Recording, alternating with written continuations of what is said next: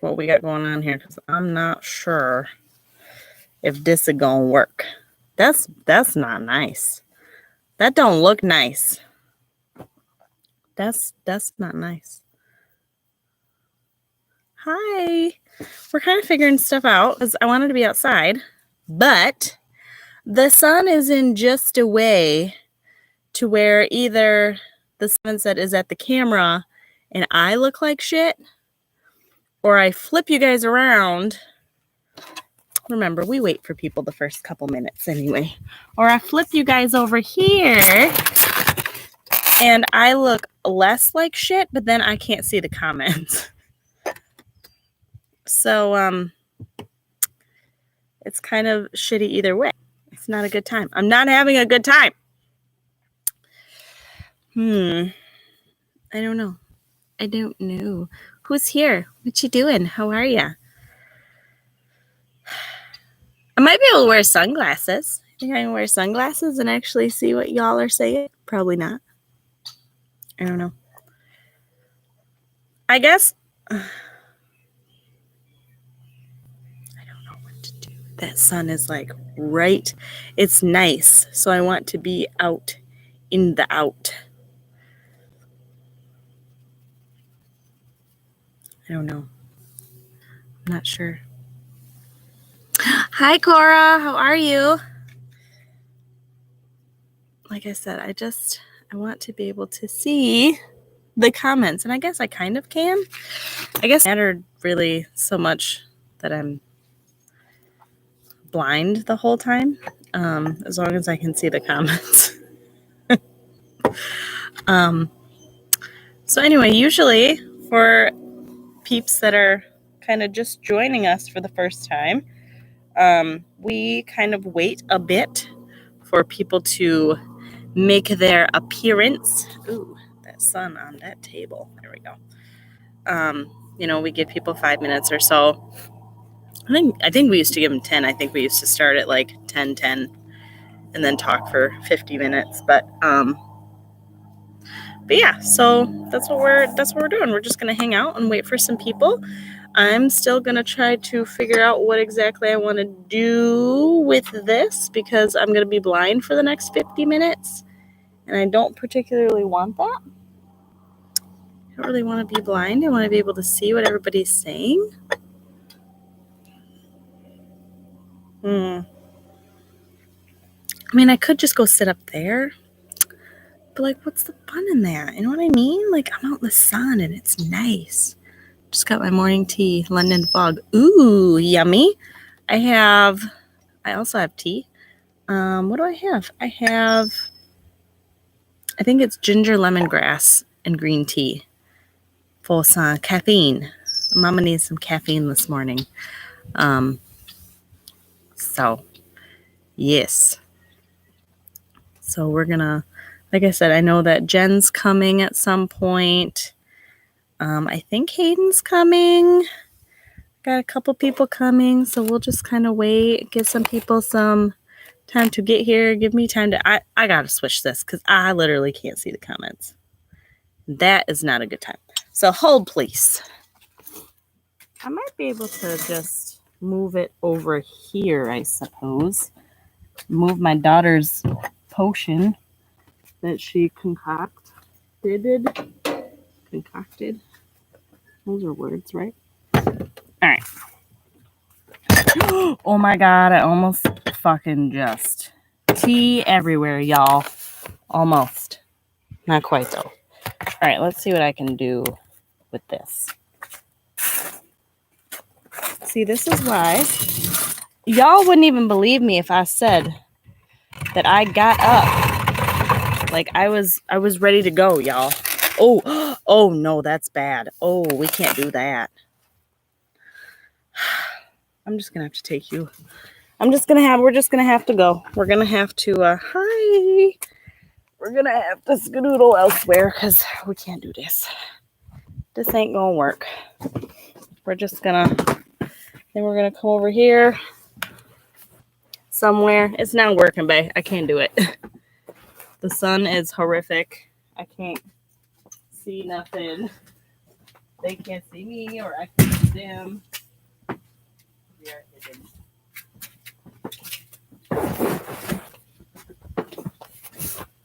I guess that works. If we gonna do that, I'm gonna sit over here. Kevin's like, oh my god. Butt shot. Everyone just saw your butt. Everyone just saw my butt. Nobody's really here yet. Except Miss Cora. Oh, this works. Psh. See, this is why I should have my husband do all my things. He kind of did do all my things. He like set everything up for me. So, okay. Phone. I need my phone so I can update peeps, let them know. Like I said, if anybody is on here or if you're watching this later, you can skip ahead to like the 10-minute mark while we wait for people to get here. So no worries. Get your stuff. Ollie, man, we are not playing ball this morning. We are not playing ball right now.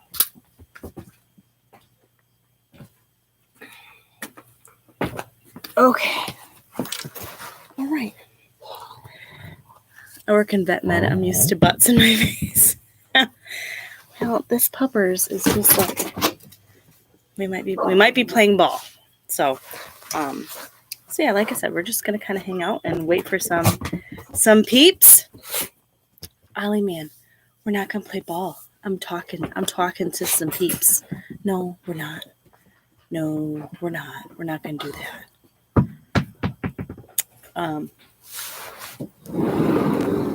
Okay. So what's everybody? You said that you've got your London fog tea.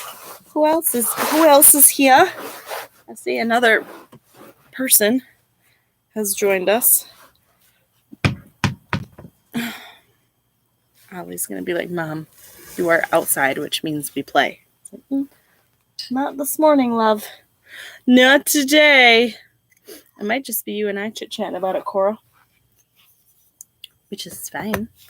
Like I said, usually when we did it in the past, it was literally like 5 people, which was great. You know, I like the small groups are nice for the discussion's sake. The other thing is, since I'm doing this on my Chromebook, can you hear me okay? Like, do I sound like crap? Do I need to get an external mic, or do I sound okay? I'm going to text my husband and make him listen.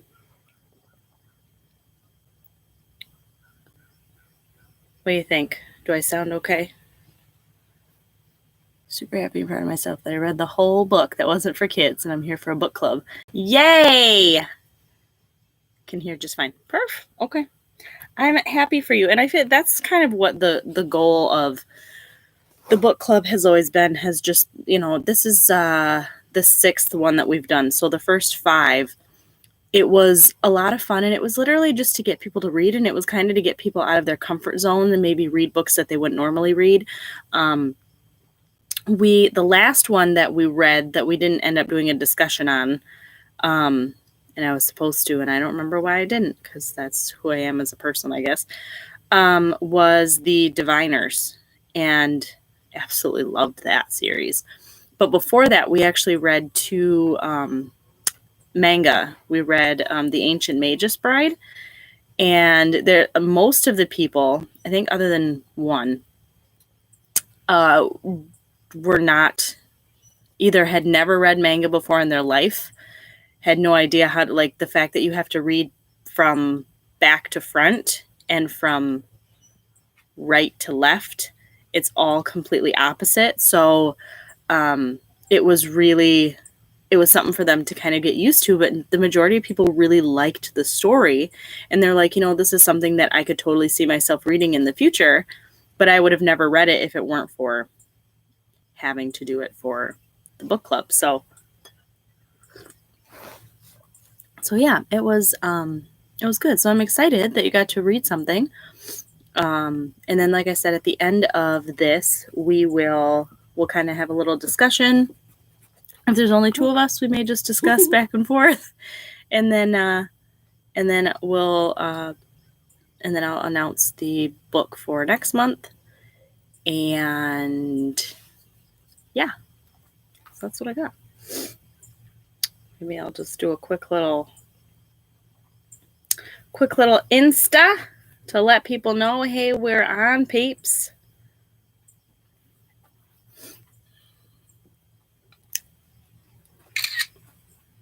That was ridiculous.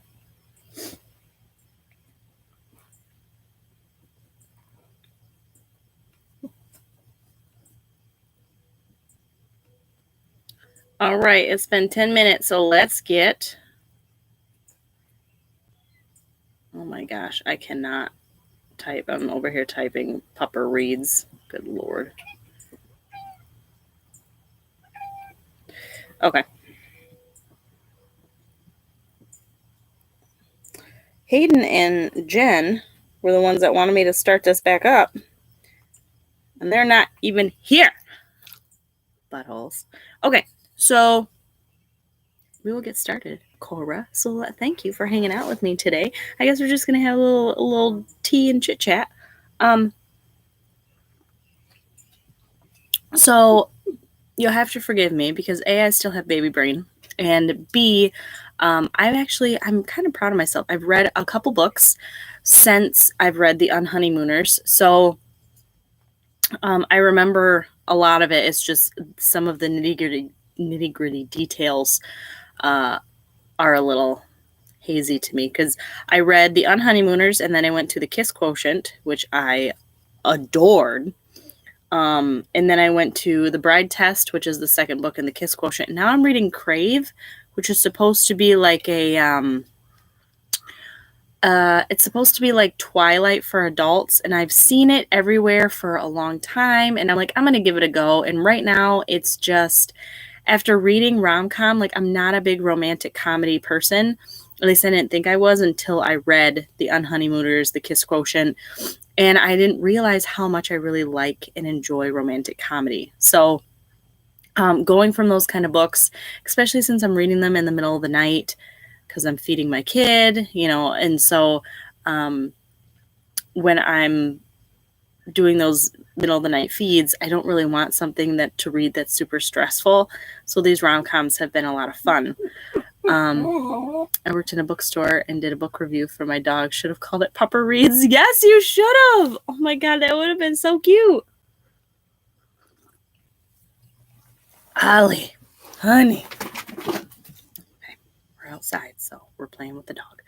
Okay, so we read... This is going to be... I'm going to pretend this is what I read it on. This is my Kindle Paperwhite. Love my Kindle Paperwhite. I was mostly almost exclusively a physical copy reader. I've always had Kindles, especially if I couldn't get a physical copy of something. I've had a Kindle for years and years and years, but I just, especially now reading in the middle of the night, I don't have both hands to, I'm either pumping or I'm feeding my baby. And so being able to have my Paperwhite with how light it is and just put a pop socket on the back of it has been a lifesaver. So that's what I read the Unhoneymoooners on. So Unhoneymoooners by Christina Lauren. So quick little nitty-gritty dirty review. You've got Olive and Amy, who are twin sisters. Olive is I felt like I resonated very much so with Olive. She is, she's very pessimistic. It almost seems like the way they described her, like she had RBF, like she just had resting bitch face. She always had shitty luck.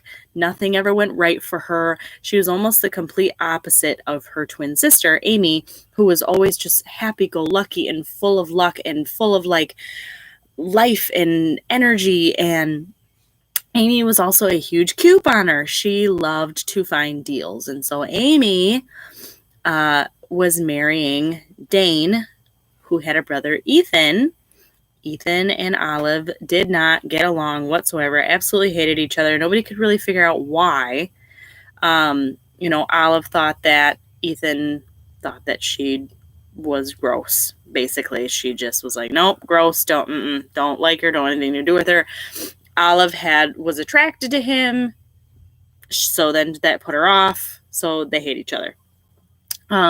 So, Dane and Amy get married, or they go to get married. At the reception, there is a whole food poisoning outbreak. And so these tickets, the air flight and the whole 10-day resort in Hawaii is non-refundable for their honeymoon. And so they send Olive and Ethan, who hate each other, in their place.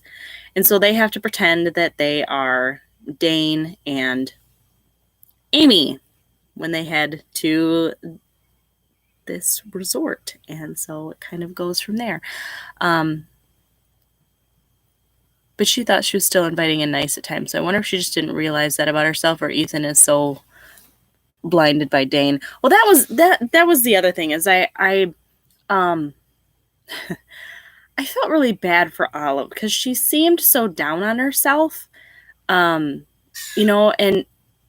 I feel like that was one of the big twists at the end, is it's like, okay, so did Olive see herself, like, was she normally a really confident person and she just wasn't confident around Ethan because of what Dane said? Because of the fact that, well, and the fact that Dane was the one that told Ethan, that, hey, she is mean. Like, she's mean. She doesn't like anybody. She's really hard to get along with. She's mad all the time. So, he was like, yeah, no, don't even think about that. And so Ethan's like, oh, all right, stay back. Fine. And listen to his brother, because I have a brother, and I know that, it's family first, especially if you don't know someone. You're like, oh, all right. So, that is a good point to bring up, was Olive, Olive, she had her issues with luck, and she knew that she was an extremely unlucky person. But when it came to Ethan, maybe it was the fact that she was just really uncomfortable around him, and she didn't have that confidence level around him because, like we found out later in the story, Dane, the asshole, was the one that kind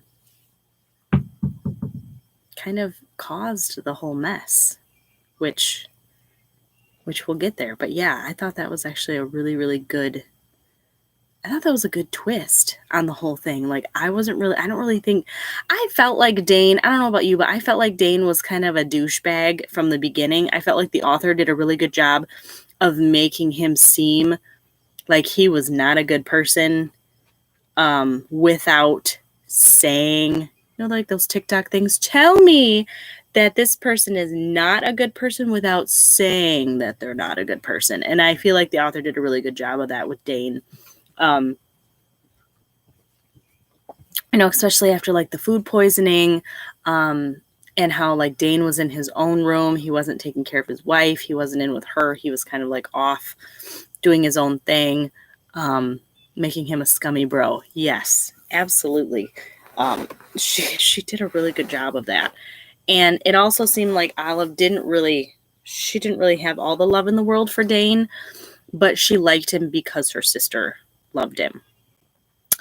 So, and I also understand where Olive was coming from the beginning, when she was like, no, I'm not taking your honeymoon. Because I don't really know what I would do if I was in that position. If my brother was like, you have to take my honeymoon, it's going to expire. It's like, well, do you stay home and take care of your sick sibling? Or do you take their 10-day free honeymoon vacation? She didn't have a job. She got laid off from she's extremely smart. So the company that she was working for, she got laid off. So she was kind of hurting for money. So she wasn't really doing anything. She was down in the dumps because of all of that. Because she was applying for all these jobs. She wasn't getting anything. So, it was actually really good for her to go. But I understand why she was really hesitant about it, because I know that I would be. And I'm sure you didn't really get to see the conversation between Ethan and Dane, but it makes you wonder, like, what went down there. And if Amy and Dane even talked about it, did they say, hey, you send Amy, or, you send Ethan, I'm going to send Amy. Because I feel like Dane, I don't know if Dane would have approved of that, because Dane was very, very against Ethan and Amy, especially when we find out later everything that Dane had going on. So I don't think that Dane knew that Amy was going to send her sister, because otherwise I don't think Dane wanted those two on a trip together. If my sister wanted me to, I wouldn't ask for it, but if she offered, yeah, like my brother would have to push pretty hard. He would have to be like, dude, because I'm one of those people that's like, yeah, I know that you told me that, but like, I don't really believe you. I know that you told me that what I'm doing is helping you, but you have to like really convince me that what I'm doing is helping you. Okay.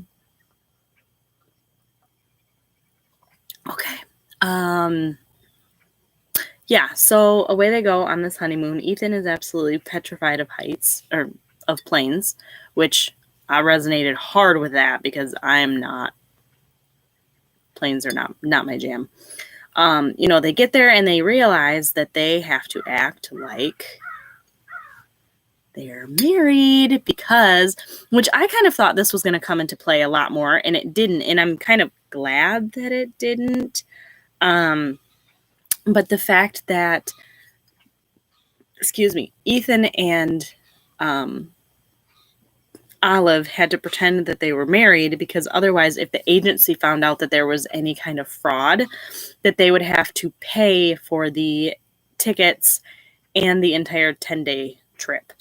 So that was kind of crazy to me, thinking like, okay, when is that going to come into play? That kind of gave me a little bit of anxiety, thinking, what's going to happen when somebody finds out that they're on this trip and they're not actually married, and they're going to have to pay all of this money back, which it didn't end up coming into play at all. But I mean, it did, in the fact that they really, it's what brought them together. It's what made them act like they were married the whole time.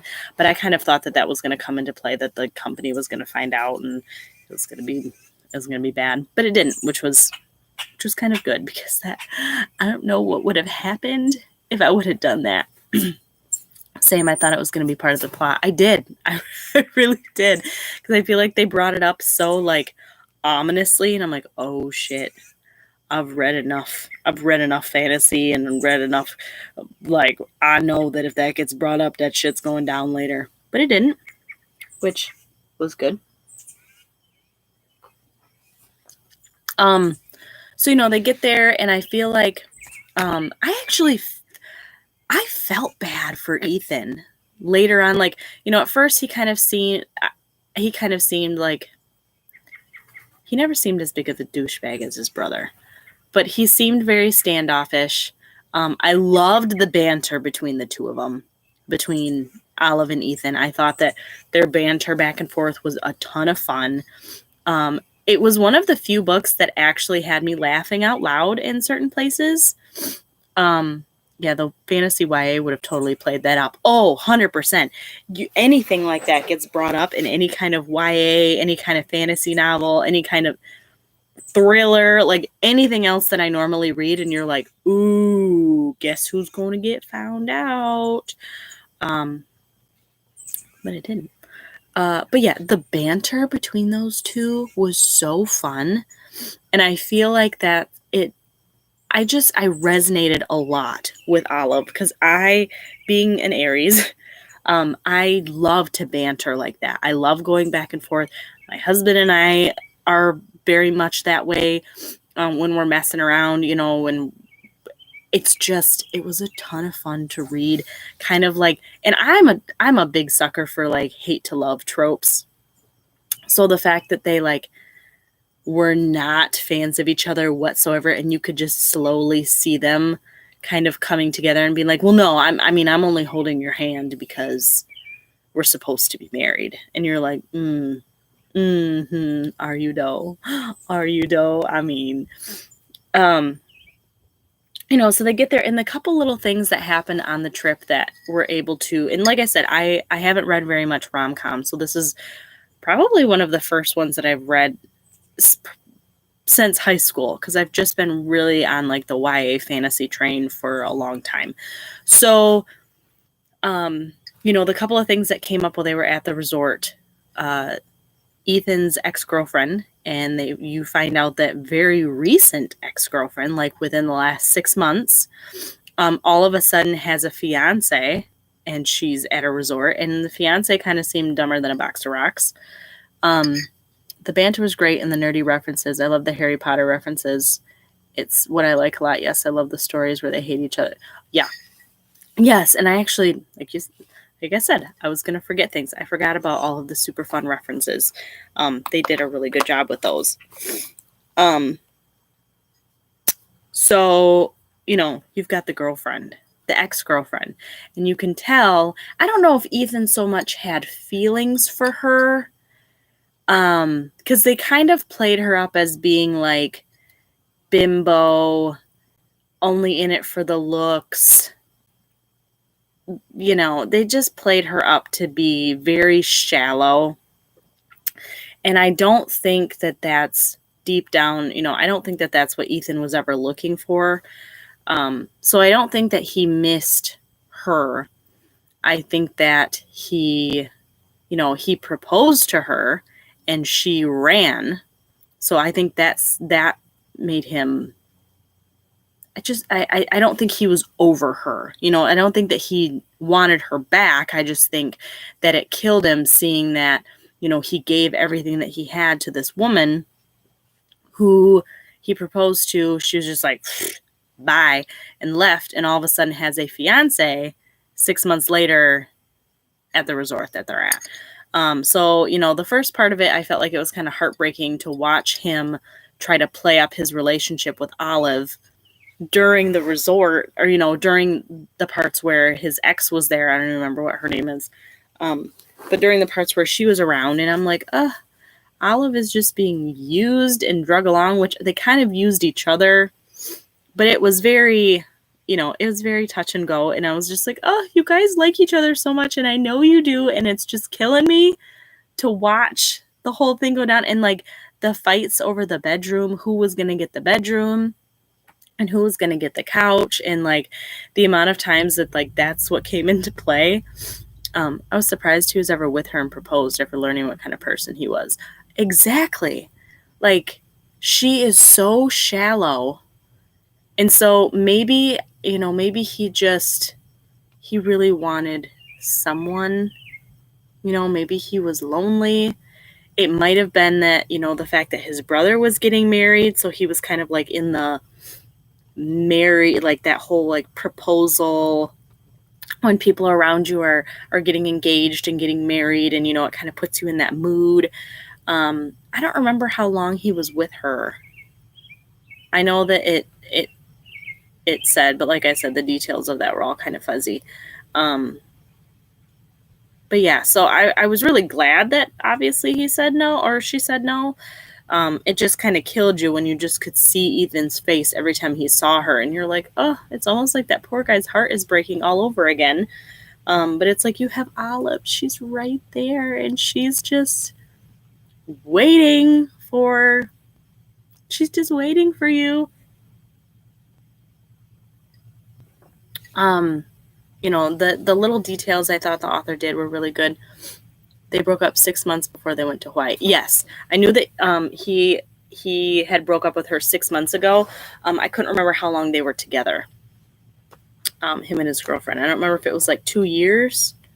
For some reason, that's popping into my head, or if it was shorter than that. But I know they were together for a hot minute, and then he proposed, and she was like, yeah. So then it was 6 months, and then 6 months later, they end up in Hawaii, and she already has a fiance, which she said no to him. So I thought that was, but I thought the author did a really good job with all of like the little details. Like, she really brought the characters to life. She really made them feel like real people, which is something that I enjoy and I crave in a book. If I'm reading a book and the characters are really flat, or the romance is extremely unbelievable, it's really hard to get into.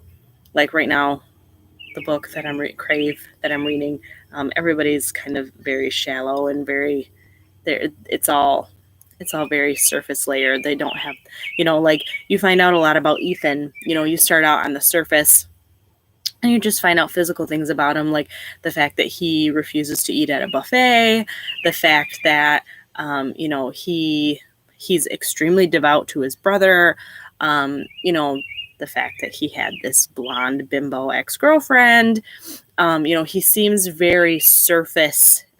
You find out, through Olive's eyes, that it seemed like he was disgusted by her because of the fact that she was eating cheese curds, and he seemed to be like this ripped, guy that ate or that worked out and was very like worried about his body and his physique. And so, she made it seem like he was very much, which made sense that he was with this other chick if you saw him in that kind of a light. And then as you progress in the story and things kind of start to unfold and you realize that he really is this soft, sweet guy, he is not the douchebags of the two brothers, which is what the story originally makes you think, is that he's just this asshole. And you find out the big fucking twist of the day. You find out that Dane has been cheating for the entire relationship with Amy. That just about killed me. I felt so bad. You have this, oh my God, Amy just seemed like the sweetest person, and to have that happen to her, oh my God. And so, and Ethan just seemed, you could tell that, like I said, he was very, very devout. He was very devout to his brother. He didn't want to believe that his brother was an asshole and that he would do anything like that. You start to find out that, all of these trips that Ethan was planning over their anniversary and over Valentine's Day and over all these things where Dane should be with Amy, it was actually Dane that was planning all these trips and taking Ethan with him. And then blaming it on Ethan. Dane was blaming so much of this stuff on Ethan to make him seem like he was such a bad guy, to cover up the at least 3 different women that he was sleeping with while he was with Amy, that, you feel terrible that you even felt those things towards Ethan at the beginning of the story. So I loved how the author was able to do that. She was able to, take somebody that you just thought was scum and turn him into such a fun and lovable character. Those 10 days in Hawaii, to see them completely flip, and I was really worried about when they were going to get home. I don't know about you, but I was worried that when they were going to get home, that it was going to they were going to go their separate ways. I mean, you kind of knew it's a rom-com. They were going to get together eventually. But the fact that Ethan just broke things off because he would not believe her about his brother, you're just like, oh my God, Ethan, what are you doing? What are you doing? But, it's family. It's family. And he still didn't believe Olive, that she was... that he kind of went back, he reverted back to what he'd always believed about. He believed about her for years that she was just this pessimist. And the lying about who planned all the trips they took, Ethan refused to believe that Amy didn't know about the cheating. I think if Olive had told Ethan about the trips, he would have believed her. And the fact that Amy didn't know he was seeing other people. Yeah, exactly. Yeah, it's just that whole thing, it just gave me so much anxiety. I'm like, stop it, Ethan, stop. You have to listen to her. Dane is a douchebag. He's your brother, but he is doing Amy dirty. Oh, and how about the boss? How about Amy running into her brand new boss that she hadn't even started work yet, and she all of a sudden is like, oh shit, yeah, I'm married. This is my husband. And then they go out to dinner with him and his wife. And his wife, that's like, oh, you guys have to come to our little, what did she call it? Their little couples club or whatever it was that they had every month. And I'm like, they're swingers. You can say what you want, but that was a swinging club. That was a punch bowl party. You freaking take your keys and you put them in a bowl and you draw out a key set and that's who you going home with. I was like, nope, that wife is weird. Boss's wife was, he owns this super successful company. I'm sure wife just kind of sat around and had her little monthly parties. I'm telling you, it was a swingers party. I think Ethan made a couple of jokes about that anyway. Oh, that gave me the most anxiety. The wife liked Ethan so much. The spouses club. Yeah. Yes, I pictured swingers. I did. I was like, they're swinging. They are swinging in that party. And I can't remember. Like I said, the details are not my friend currently. I'm just going to blame it on baby brain. But what did she say? She's like, they got together monthly. And I just remember her saying, oh, all the girls would love you. They would just, everybody there would just love you, Ethan. And I was like, swinging. Everybody's going to get a piece of Ethan at this party. So it really, I felt, okay, I don't know about you. I felt like when they got back, and I know that she did it to kind of progress the story, but I felt like when she got back, the fact that, and she told her boss, hey, we're not married. This is what happened. Like, she went to him. She told him everything, confessed to it all. It was making her feel really guilty. She didn't want to go to these swinger parties. So she goes and confesses to her boss. The fact that her boss turned around and fired her, I felt like was really out of the blue. I don't feel like, it's like they were on vacation. I don't feel like, he's like, oh, you signed a contract, you signed a clause about being open and honest and, this honesty clause. And it's like, yeah, but what she lied about had nothing to do with the company. It had nothing, like, it didn't affect her job. It didn't affect her status there. It didn't affect anything other than it hurt his feelings, or it hurt the boss's ego or whatever. But it's like, the fact that he fired her on the spot because of the fact that she lied to him about being married, that really threw me off. I think that was one of the few things in the book that just didn't sit right with me. I felt like it was really out of the blue, and it wasn't really necessary. Because other than, kind of already kicking her while she was down, she loses her job, she loses the boy, she loses her sister. Her sister's mad at her because she goes on, she just has all this shit that she loses all at once. Boy, sister, job. She is really down in the dumps. So maybe that's what the point of it was just to like keep kicking her while she was down and really get her down in the dumps to kind of use the end of the story to bring her back up. She starts waitressing for a cousin, uncle, cousin, I think it was cousin, and she loves it. She, her sister finally gets the balls to go through Dane's phone, realizes that Dane really is a douchebag. And I loved how Amy caught him. She goes through and texts all 3 girls and invites them over to the house, and all of them show up at once. But she makes sure that Amy's there for it, that Olive is there for it. She invites Ethan over to make sure that Ethan, owes Olive an apology. But I just love all of these women are walking up to the door and going, Dane, you married. Yeah, have fun with that. Like, none of them knew about, not only did any of them not know about the other women, but they didn't know he was married. He was a class A dirtball. So I am so glad that he got called out and he got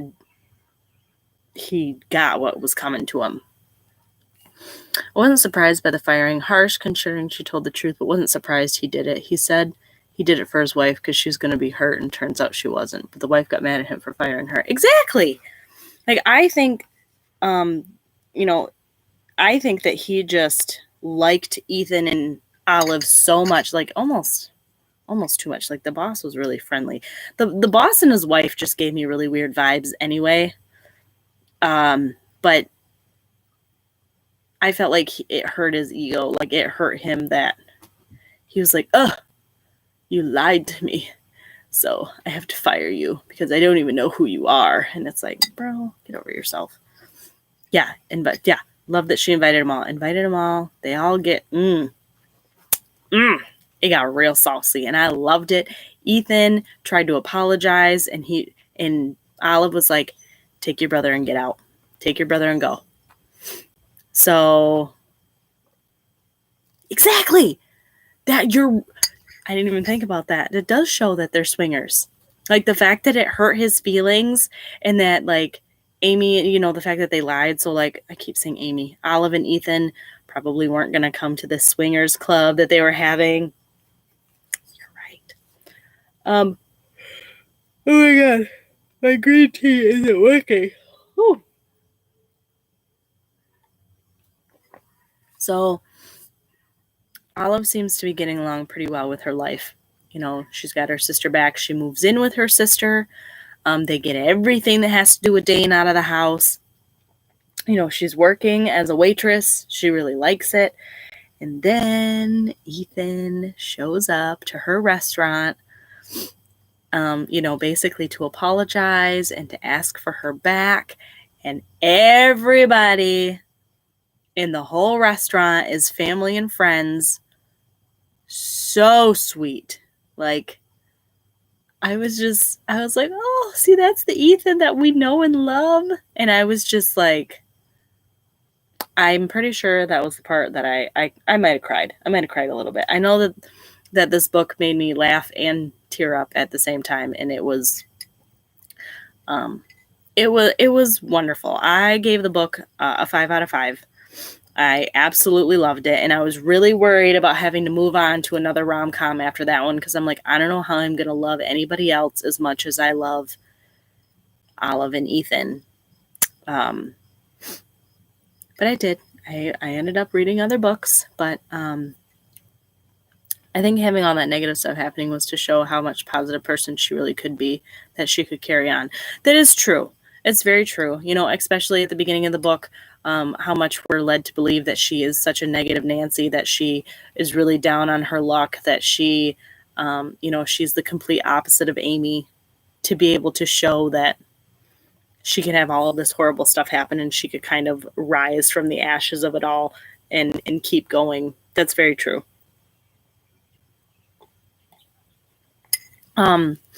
So what did you enjoy it as much as I did? Like I said, I absolutely loved it. I flew through it. There was a lot of times where in the middle of the night, it's like I would feed my son, I'd pump, I'd put him to bed, and then I would still sit in there and like read for another half hour because I couldn't put it down. Oh God, I forgot he was wearing the tank top. The tank top made out of was it made out of the exact dress? I think it was made out of the same material. I think she still had her dress somewhere, but I think it was made out of the material of the dress. Regardless, he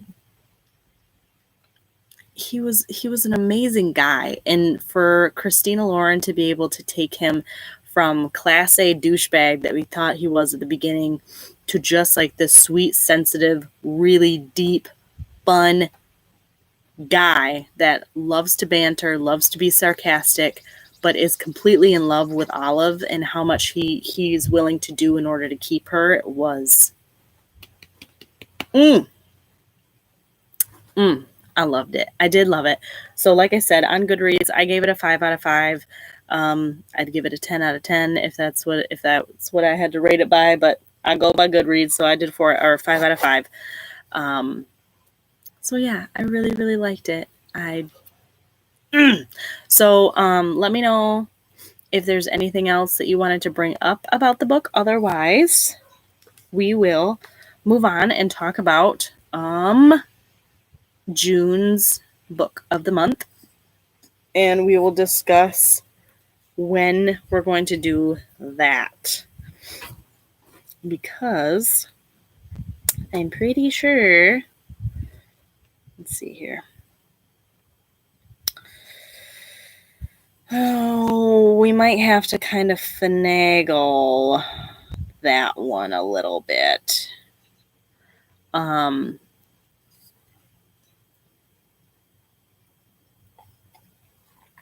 Because June 26th is on my other channel, on my Piper regular page.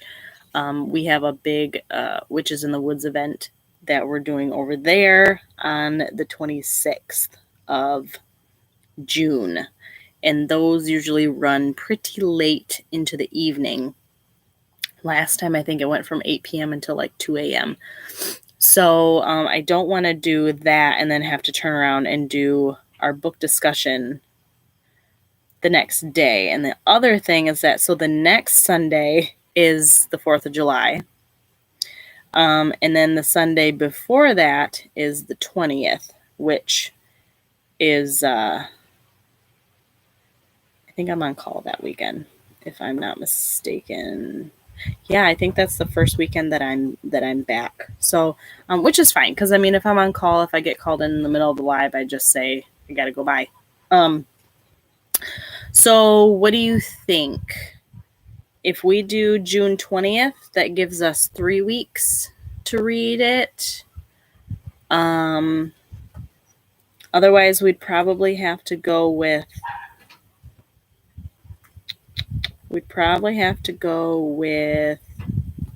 July 11th. So we could either go June 20th or July 11th. The end wasn't my favorite, and some of the arguments didn't seem like stuff they could just get past with her saying, yeah, Amy probably knows he's cheating and it's fine with it. That is true. I do agree with that. If you're talking like the arguments that Ethan and Amy had over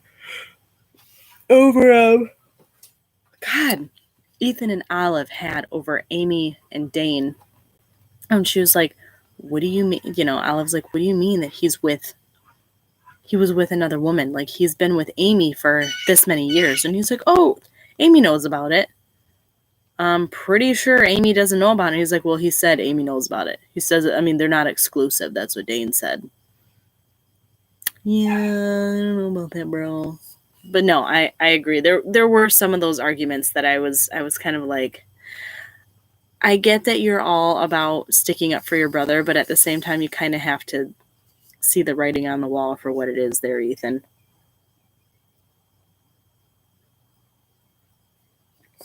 I want to be optimistic and say 3 weeks, but I know myself, probably July. Okay, we will do the next one then. Yeah, like I said, the 27th would be difficult unless we did a Sunday night. So unless we did, like, the 26th is a thing. So unless we did July 27th and we did an evening, and did it at like 7 or 8 o'clock at night, that would be the other option.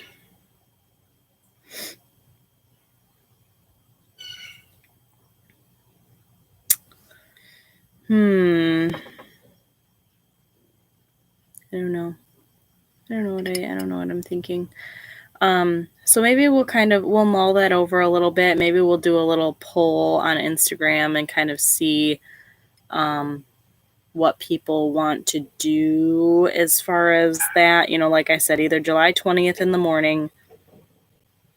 We could do July 4th, the 4th of July in the morning, because I don't really have anything going on on the 4th of July, other than I'm on call again. I know that I'll have people over here later in the afternoon, but I don't think I will in the morning. So I don't really care about doing it the 4th of July. You could do it the week after, which would be July 11th. Then you're kind of getting into July, and then you're kind of getting into July's book. Or we could keep with June 27th. It just wouldn't be at 10 a.m. It would have to be later in the day. So maybe I'll kind of put something up later on Instagram and kind of see what people think. But so the June book of the month, I am super excited about this. So this one was between Miss Peregrine's Home for Peculiar Children and The Seven Husbands of Evelyn Hugo, both of which I've been excited to read. So Miss Peregrine's Home for Peculiar Children, I started reading years ago, and I got partway through, and I think I was in the middle of school, and I just never finished it. And so I've always wanted to go back to that series now, especially now that there's like 5 books in it. And then The Seven Husbands of Evelyn Hugo seemed like a lot of fun, especially I think it's Taylor Jenkins Reid's. It is, who did Daisy Jones and the Six, which I absolutely loved. So I was really happy with either one of them.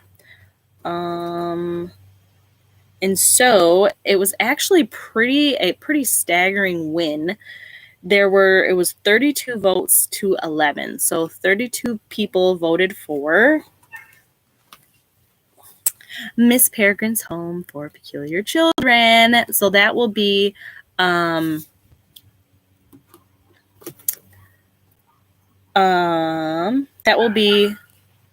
the book for June. Will be Miss Peregrine's Home for Peculiar Children. So, it looks like, I still have my bookmark in here. That's kind of funny. Stay. Please don't fall. So it looks like last time I got about halfway through. What did I use as a bookmark? I used a piece of granola bar paper. So I read about halfway years ago. So we're going to try it again. So I don't know if you guys have heard about Miss Peregrine, or if you know what it's about. So a mysterious island, an abandoned orphanage, a strange collection of peculiar photos. It all waits to be discovered in Miss Peregrine's Home for Peculiar Children, an unforgettable novel that mixes fiction and photography in a thrilling reading experience. As our story opens, a horrific family tragedy sets 16-year-old Jacob journeying to a remote island off the coast of Wales, where he discovers the crumbling ruins of Miss Peregrine's Home for Peculiar Children. As Jacob explores its decaying bedrooms and hallways, it becomes clear that Miss Peregrine's children are more than just peculiar. They may have been dangerous. They may have been quarantined on a deserted island for a good reason, and somehow, impossible though it may seem, they may still be alive.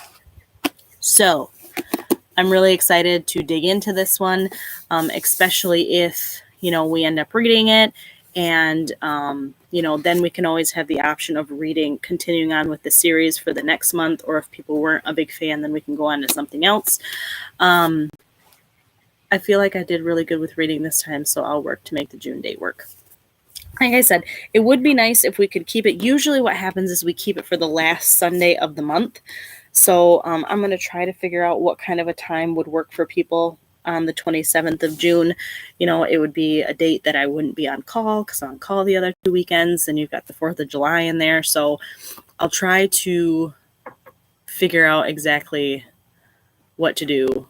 I mean, I got 2 kids, so I'm going to be up anyway from Witches in the Woods, so we may just keep it the same time, but I'll post it all on Instagram. The fact that she wasn't codependent made me so happy. I was super nervous. What he brought out in her, she just carried herself and was able to be on her own person and feel her strongest. Oh, absolutely. Olive was definitely an independent person, and you could tell. It seemed like where Olive and Amy were very, very different. Olive seemed to have that independence that Amy didn't really have. Amy seemed to need someone with her. She needed her sister. She needed Dane. She needed someone to lean on, whereas Olive was very much an independent person. She was really good being a loner. So it was great to kind of see her keep that independence, but to also have Ethan not really be there for her to lean on, but for him to, to words, they're gone. There's words. I know what I'm trying to say. For them to be a good pair. She didn't need him. She wanted him there, and he just made her be a better version of herself, which was amazing.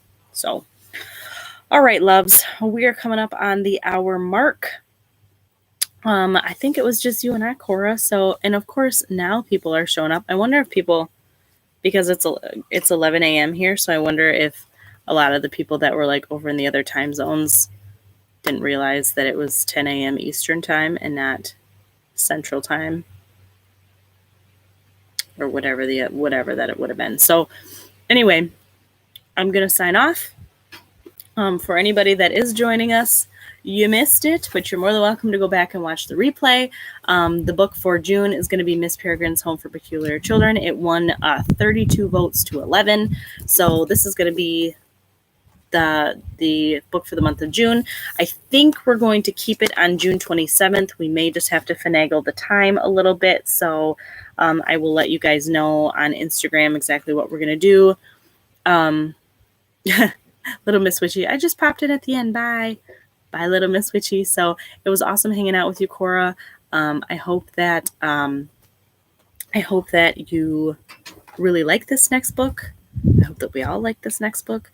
I'm glad that it was able to get you to read some things, and I am gonna go because my little boy's gonna be up soon. So I hope you guys have an awesome day, and I will see you. At least for this, you'll see me on other things, but I will see you at the end of June. Just hang out on my Instagram and Piper's Hollow to see what we're going to do as far as the time. So, yay, you already have your copy. I'm so glad. Awesome. Cool. Well, I will see you later.